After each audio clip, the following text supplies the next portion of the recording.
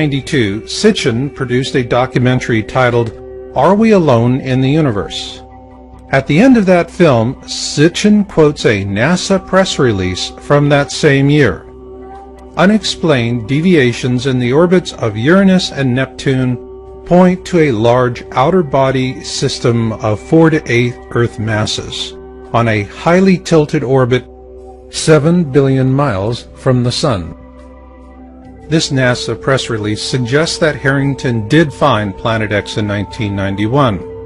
But the truth will never be known, because before he could publish his findings, Harrington died from a rapid onset of esophageal cancer on January 23, 1993. With his New Zealand findings suppressed and having died before he could publish his findings, many believe he was assassinated. One of the reasons given by those who subscribe to the theory of an assassination was an obituary by Charles E. Worley of the U.S. Naval Observatory. Worley wrote an obituary about Harrington that states, "Late in his career, Bob seemed quite skeptical of such an object, however." It is important to note that no other sources have come forward to corroborate Worley's claim. Consequently, Harrington's mysterious death was a shot out of the dark that quickly silenced the Planet X topic, both with the mainstream media and science community alike. In a very real sense, it was a veiled threat. Tamper with this at the risk of your own career, or perhaps even your life. In this regard, Worley's obituary was highly effective. This is for sure. Nonetheless, there is a curious question. Harrington built a custom telescope for a U.S. Naval Observatory station in New Zealand. The mission was simple: to find Planet X. So then, did they? Who knows? Because until NASA decides to declassify Harrington's observations, all we can say is that where there is smoke, there is fire. Meanwhile, we're not helpless either, and you'll see why later on in this program. But for now, if you are beginning to feel that the time has come to begin your own planning and preparation for whatever may come, be weeks or months. Rather, we're looking at several years, perhaps longer than a decade. What this means is that your supplies, no matter how much you have on hand, is nothing more than a buffer. It buys you some time to work something else out. To optimize that opportunity of time, gather knowledge now, because after things run out, knowledge will help you to endure. And now, I'd like to share some of this very knowledge with you. It's something I've put a lot of work and love into because I know it will help people to make it to the backside. And that is what I'm all about. For those in preparation and planning, healthcare is always a problematic area because it is focused on the pills, potions, and supplements preppers set aside to help get themselves through a cataclysm. And it is problematic because all things physical play out. So a practical solution is what we call transition planning. So is this a December 21, 2012 solution? No. In our last video, Planet X System Observations and Orbital Path Analysis, we addressed December 21, 2012 as an awareness event. It was media-driven and it was successful in creating awareness, so on that regard, mission accomplished. Now, transition is the mission. Simply put, surviving the worst of times begins with surviving the best of times. So in this program, we want to introduce the core concept of transition planning. It is a 4-stage survival resource rating system. Stage 1 is cataclysm awareness. This is when the mainstream media begins to seriously report the news to the public at large, and panic buying ensues. If you're not prepared by this time, Be ready for long lines and short supplies at the store. Stage 2 is cataclysm events. Simply put, the first to fall will most likely be the last to know. Planning and luck will also play equal roles. While planning and preparation is not a guarantee that you and your loved ones will survive these events, it will, however, dramatically increase your odds of survival.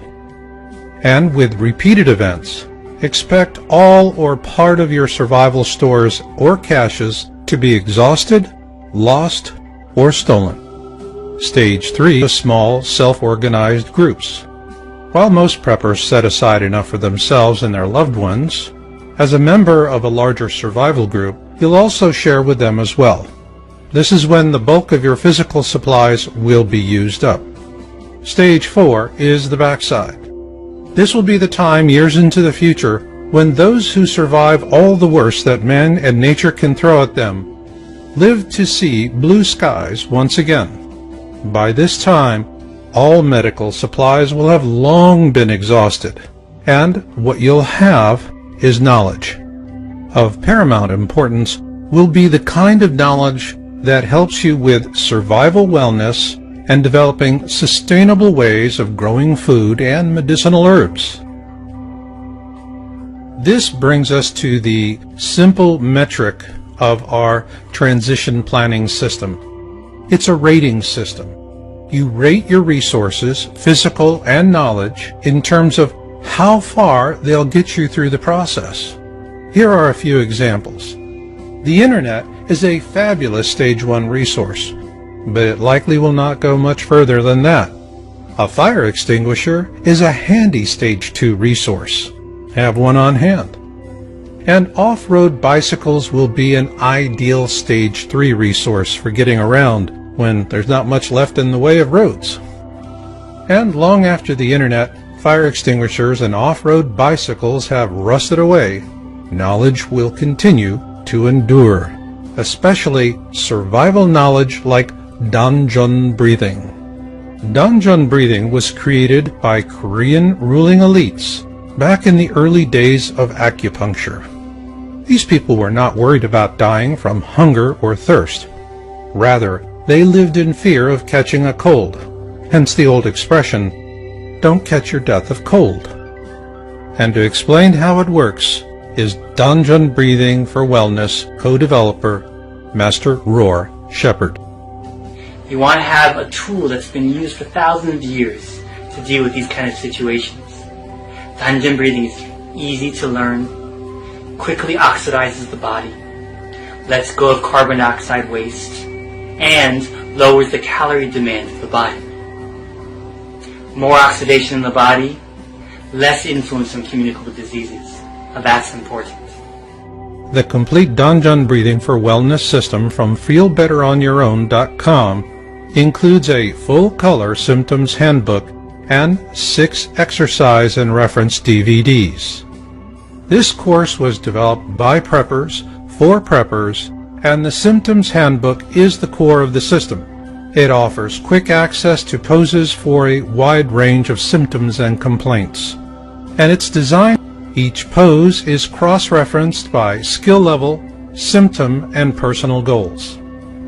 Organized into 3 levels, low impact, universal, and high impact, the 57 core poses offered in the Feel Better on Your Own system represent those used by Korean elites for centuries.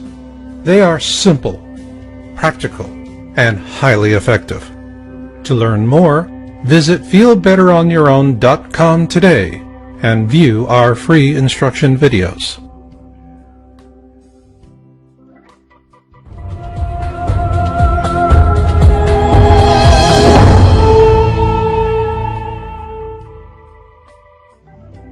Imagine that you knew about the stock market crash of 1929 well in advance of the common man.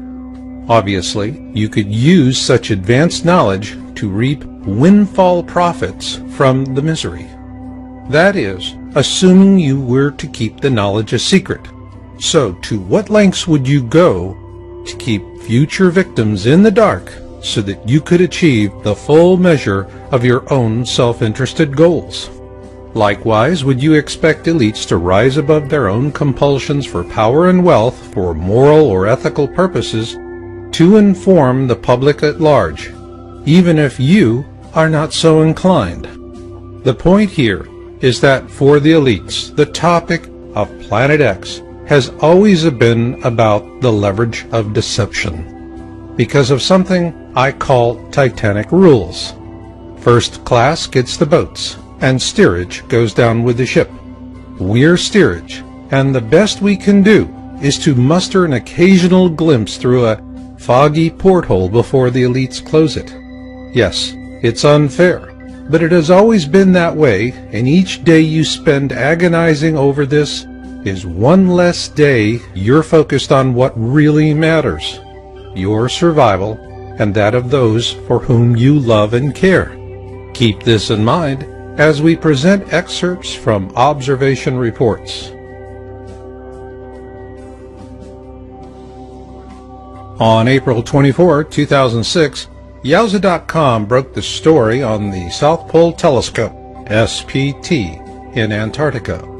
The stated mission for the SPT really doesn't make a lot of sense because the same science could be done somewhere else at a fraction of the cost. So why build an expensive and sophisticated infrared telescope in such an inhospitable and inaccessible location as the Amundsen Scott South Pole Station in Antarctica? The answer is simple. This infrared 10-meter dish is the perfect instrument for observing an object rising up through the southern skies in infrared. And once they turned it on in January 2007,